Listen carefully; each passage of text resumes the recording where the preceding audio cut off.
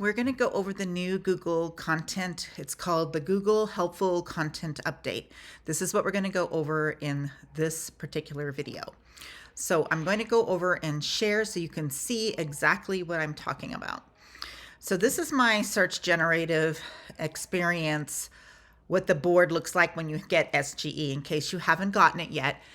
It is only available in the USA right now, but you can sign up to be in the labs with it. So that's what I'm doing. I agreed to send them information and that sort of thing. This is what the new Google search engine is going to look like once it's launched, unless of course they make some changes along the way. So I asked the question to Google, or actually put in the keywords, Google Helpful Content Update, September 2023. And so it pulled from a website, which I thought was very interesting because it pulled from Systrick, but I think it's because they answered again. This helpful content update is very important in helping to answer questions more directly and being very useful. So we're going to go through a couple of different places that I searched for this. And so the main thing that everybody's talking about so that you understand the most is this exact thing here where it says, before this update, the Google guidelines explicitly stated that good content should be created by people, but this limitation has now been removed. Okay, Google has apparently realized they cannot win the battle against AI content and is now focusing on the quality of the content rather than the origin. So I have web chat GTP running along with me, but first let's go ahead and look at Google's page. And this is the Google Helpful Content System. There's a couple of things in here that it talks about. So if you want to look that up, it is telling you that there's no human reviewing your websites. Of course, we know this, right? And that this new system identifies content that seems to have little value, low added value, or is otherwise not particularly helpful to people. This is really important because any content, not just unhelpful content on sites that are determined to have a lot of unhelpful content overall, are less likely to perform well in search. Well, I've been saying this for a long time because we know about EEAT. If you haven't watched my videos on EEAT, please go find them on my SEO playlist. It's very important that you understand what YMYL is and what Google's EEAT system is all about, because that's part of their Google Helpful Content Update. What they're looking for is, since they removed the words created by humans, they're okay with AI generated content as long as it adds value. And it goes on to say that they're going to have signals such as, is it adding value? Number one, is it adding is there authenticity to it? Is there your experience in it? That's kind of what they're looking for. They also don't care. Another thing that's interesting is they don't care if you are a syndicator of content. Let's say you're kind of like a news site and you're posting a lot of the happenings and linking back to the source. If that source is not you, that's okay with them too. You can still rank for that, as that's one of the things that they're saying in here, as long as they believe that it's people first content. So they want you to do people first content. If you click on that page, it'll tell you creating helpful, reliable, people focused content. What does that mean? So they want you to evaluate your content. They're trying to help you in this way because they want the best experience for the users. So they want you to self-assess your content. Evaluating your own content against these questions can help you gauge if the content you're making is helpful and reliable. Beyond asking yourself these questions, consider others that you trust who are not affiliated with your site to give their honest assessment. Look closely at these. So these are the questions. Does the content provide original information, reporting, research, or analysis? And yes, you can do a lot of that with ChatGTP, and other AI tools to do the research, the analysis, the reporting, and that is fine as long as it's original.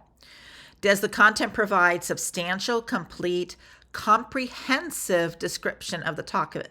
That does not mean fluff. If your content is full of fluff, that is not helpful. So you are not gonna, your site, your page will not get ranked if you're just filling it just to fill it with words. Does the content provide insightful analysis or interesting information that is beyond the obvious?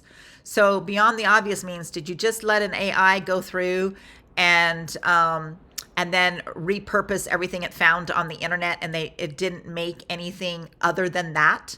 You have to add your 2 cents. Using AI is great. I love it. I use it every day. I use it for writing, but I always add my 2 cents. I always add the human aspect, my experience, my expertise, stories, things like that, that are beyond the obvious. If the content draws on other sources, does it avoid simply copying or rewriting? It does not want that spin. Do not be putting your content into spinners. That's never been a good idea since we were doing that back in 2007 and 8. It was working great, but there was the Panda update and a couple other updates back like 2012 around there, and that got rid of that spinner. So don't be using spinner content, which means don't use the AI tools that just spin the content. That's not what you're looking for. Don't use those. You need to be able to provide substantial additional value and originality. Does the main heading on the page title provide a descriptive, helpful summary? Make sure it's not clickbait and it's not going to stuff that's not on your website. Does the main heading or page title avoid exaggerating or shocking? Is this the sort of page you would want to bookmark, share with your friend, or recommend to somebody else? That's a really good self-assessment question, because if it's not, then you better rewrite the whole thing. It's not going to rank. Is this the sort of page you'd want to, would you expect to see this content in a printed magazine, in an encyclopedia, or in a book? So that's the next thing you have to ask. Is this content good enough to be in a book? Is it good enough that you could pick up an entrepreneur magazine or the best gadgets in, whatever tech world, whatever magazines are out there? Is your article good enough to be in one of those?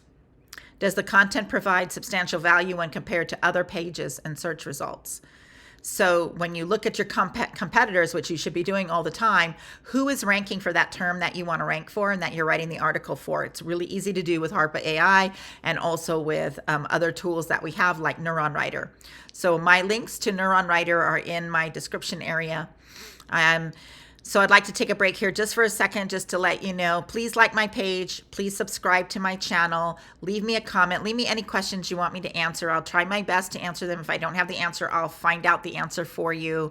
I'd love to have a conversation about all of this. And again, if you ever get tired of doing all of this yourself, we're more than happy. I own a virtual assistant company that are fully staffed with professionals that can help you implement all of these tactics on your website. Would you expect, does the content provide substantial value compared to the other pages in the search results? That's what we were talking about, the competitors. So when you're looking at your competitors and the top one, you read their article. And I always tell all of our writers, read the article out loud and then read your article and read your article out loud. Does it sound as good as theirs? Is it better than theirs? It has to be better, or else don't write it. Does the content have any spelling or stylistic issues? That's an obvious, always put it through Grammarly. Is the content produced well, or does it appear sloppily or fast? You want to be sure it looks nice. And is the content mass produced by or outsourced by a large number of creators or spread across a large network of sites so that individual pages or sites don't get as much attention or care? So that's another thing they look at, which is interesting. That's a really interesting one. Then we have the expertise questions. Does the content present information in a way that makes you want to trust it, such as clear sourcing, evidence of the experience, background about the author, such as links to an author page or the site's about page? If someone researched the site producing the content, would they come away with an impression that it was well trusted and widely recognized as an authority on this topic? Is the content written or reviewed by an expert or enthusiast? You don't always have to do that. Depends on if you might be the expert yourself, and then you don't have to do that. Does the content have any easily verifiable factual errors? You want to make sure you don't have facts and errors. So Google rewards you for good user experience. So how the user comes to your website, they're starting to read. Do they jump away really fast? Do they stay? Do they stay engaged with you? That's what you want, and that's what the bots are checking for. So people always do people first content, not SEO first content. People first content means that you are creating it for people and you're not trying to manipulate the search engines. Do you have an existing or intended audience for your business? Does your content clearly demonstrate firsthand experience or a depth of knowledge? Very important. Does your site have a primary purpose or a focus? After reading your content, will someone feel like they've learned something? And will they feel like they've had a good experience? All right, so avoid creating search engine first content. I am not going to go through all of these. You can read these yourself. And then it goes into the EAT, which I'm not going to go through right now because I have 2 videos on that. So I wanted to go back real quick to the place here with my web chat GTP is on as a Chrome extension browser. And for the last piece for today, I just want to share with you what it came up with from reviewing this helpful content update. And so these are the key details. It says, Google's helpful content update focuses on enhancing the quality of their search results. It aims to promote content that provides valuable, relevant information to users. Remember that. You've got to do this. I see so many people will email me, call me, whatever, and ask me to look at their site, and it's just full of fluff. It's not adding any value to the internet. And you have to be really strict with yourself about that and really ask yourself, be very critical and see how can you add value. 2, algorithm changes. The update involves changes to Google's search algorithm. These changes are designed to identify and rank content that is considered helpful based on the user intent and search queries. And this is important because a lot of people saw a dip in their traffic. So some of you saw your traffic go up, which is great because that means you're providing helpful content. A lot of you saw it go down, which tells me that it could, and I tell you, don't rush to try to change things, but I would do, and what Google suggests you to do, remove the unuseful content like right away, just get rid of it, and then make sure you go in or change it up to be useful. So those are the things that Google has recommended with this change. 3, user-centric approach. Google's goal with this update is to put user satisfaction at the forefront. It aims to deliver search results that meet users' needs and expectations. Remember that. I would freaking write that down, write it, and put it up on my bulletin board in front of my computer when I'm writing. So I always remember I've got to meet the user's needs and expectations. So let's say you're writing a site about real estate and you have a virtual assistant writing that page, which is fine, and you have the AI writing it, and then you're going to go over it. And let's say it's about let's just make up that's town. I'll just say my town, Provo, Utah. And it's about, how to choose the right agent in Provo, Utah. And then it just says all the same things that every other website says about that. And it doesn't add any value, and it doesn't really go into my expertise. It doesn't go into why you would choose me. It doesn't say my name.